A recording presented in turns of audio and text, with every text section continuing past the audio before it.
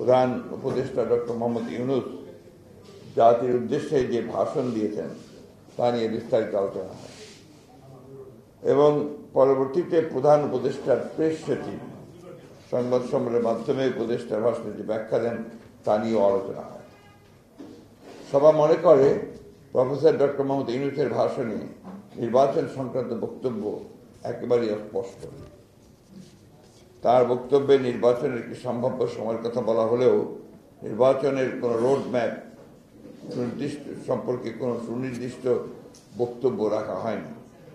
Doctor Mohammad Yunus নির্বাচনের সম্ভাব্য সময়সীমা 2025 সালের শেষ অথবা 2026 সালের প্রথম অংশ অনুষ্ঠানের কথা বলেন, যা একেবারেই অস্পষ্ট এবং নির্দিষ্ট সময়ের কোনো উল্লেখ নেই। অথচ তার প্রেস সচিব বলেন 2026 সালের জুন মাসের মধ্যে নির্বাচন অনুষ্ঠিত হবে, যা পরস্পর বিরোধী। সভা মনে করে এই ধরনের পরস্পর বিরোধী বক্তব্য আরও বিভ্রান্তি সৃষ্টি করবে। সবাইও মনে করে যেহেতু নির্বাচন কমিশন গঠিত হয়ে গেছে, সেহেতু নির্বাচন অনুষ্ঠানের বিলম্বের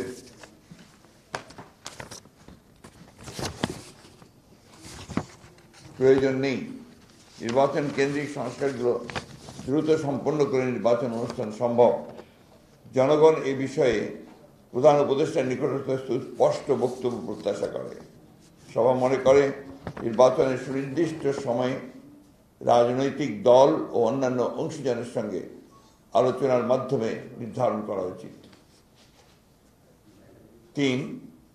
সভায় সংবিধানের পঞ্চদশ সংশোধনী সংক্রান্ত মাননীয় হাইকোর্টের রায়ের বিষয়ে আলোচনা হয়। এ বিষয়ে আমাদের বক্তব্য আমরা তুলে ধরছি, যেটা আপনাদের ব্যাখ্যা সালাউদ্দিন সাহেব দেবেন। আমি যেটা আমাদের কাছে আছে আমি আপনাদেরকে পড়ে শোনাচ্ছি। উক্ত সংশোধনীতে মোট 55টি দফায় সংবিধানের বিভিন্ন অনুচ্ছেদে প্রস্তাবনায় ও তফসিলে ব্যাপক পরিবর্তন সংযোজন ও বিয়োজন করার মধ্য দিয়ে সংবিধানকে একদলীয় শাসন এবং রাষ্ট্র ব্যবস্থা কায়েমের প্রধানতম হাতিয়ারে পরিণত করা হয়, অর্থাৎ পঞ্চদশ সংশোধনীকে। সংবিধানের মৌলিক কাঠামো এবং বেসিক স্ট্রাকচারকে ক্ষতিগ্রস্ত করে গণতন্ত্রকে বেহাত করে দেওয়া হয়।